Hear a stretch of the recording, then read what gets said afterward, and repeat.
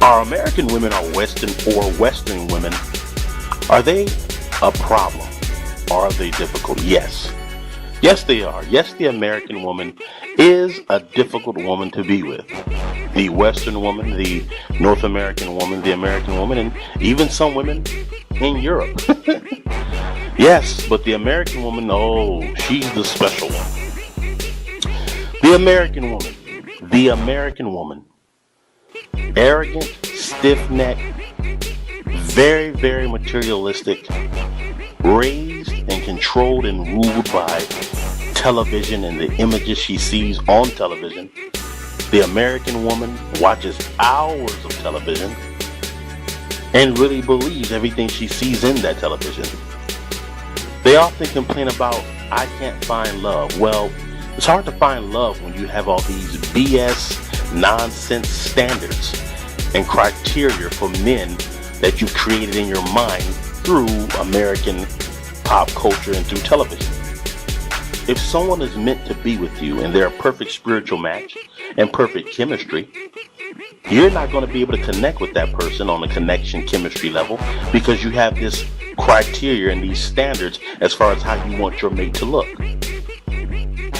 That will always get in the way of true love and a real beautiful spiritual chemistry good connection.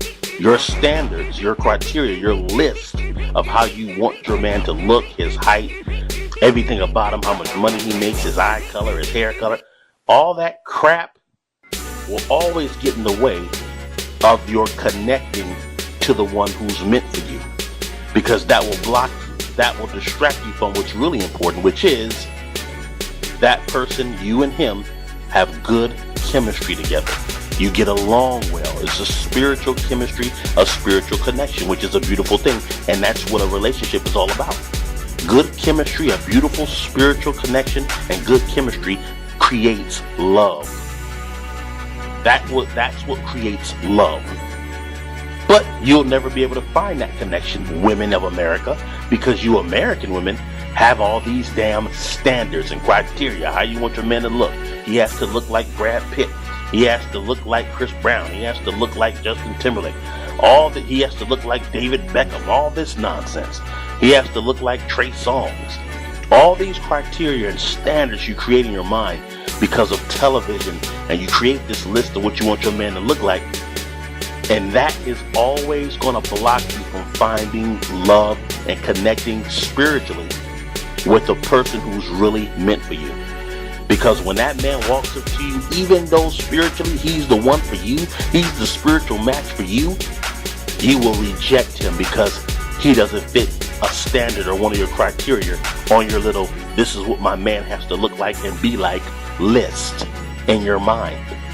That little list in your mind, if he doesn't fit that, you'll reject him. You'll reject him. You'll reject him because he's not a multimillionaire, or he doesn't look like this guy or look like that, or he's not a certain height. You'll reject him and go chase the man that fits what TV has told you is acceptable in men.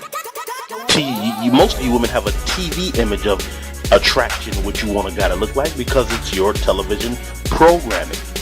Hell, you've been watching TV and sitcoms and soap operas and all that crap since you were a child.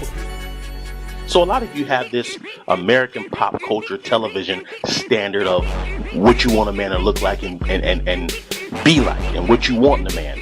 You have an American pop culture television standard of what you want in a man. So if the man that's really meant for you spiritually and has that perfect spiritual chemistry and connection for you, you'll end up rejecting him because maybe his shoes don't look a certain way, or maybe he works a construction job, maybe he's a security guard at Walgreens or something like that.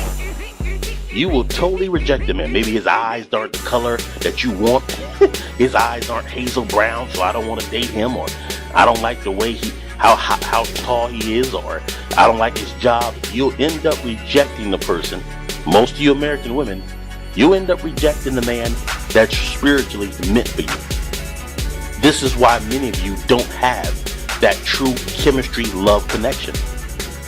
Because of your BS list that you get in your mind, because of years of television and pop culture in American society, that list you created, you go chase the guy that fits all that on that list.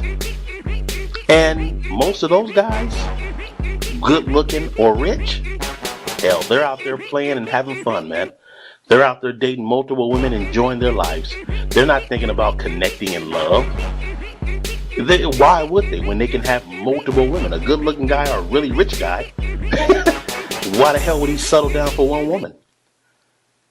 Then you women get with these guys, and even though these guys meet your standards and meet your little list and what you look for in a man and your little criteria and all that, you're still miserably unhappy. See, I see these women all the time on these reality shows. They're all married to these multi-millionaire men. They got all these material things, but every once in a while when they get around their girlfriends and it's girl talk time, and they start talking about relationships and how they feel, that those tears of unhappiness just ooze out of their eyes. Those tears just run out of them because they're so unhappy. Yes, you got the new 2011 line of Prada sunglasses and Prada shoes and Louis Vuitton bags. Oh, you got the whole summer collection. But she's not getting satisfied in so many other areas, and mainly within her heart and her spirit. She's not satisfied with that guy. He likes her because she's gorgeous, so he gets that great sex with her. But there's no chemistry between the two, but she has chosen to chase, well, maybe his looks or his money.